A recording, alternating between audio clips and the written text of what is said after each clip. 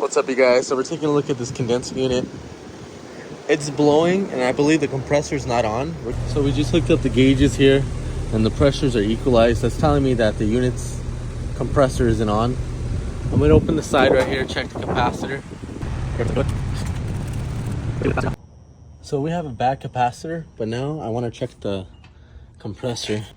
Compressor is good. I'm gonna tell the customer that we need to rinse down this unit and replace the capacitor. New capacitor's in. Put the new disconnect in.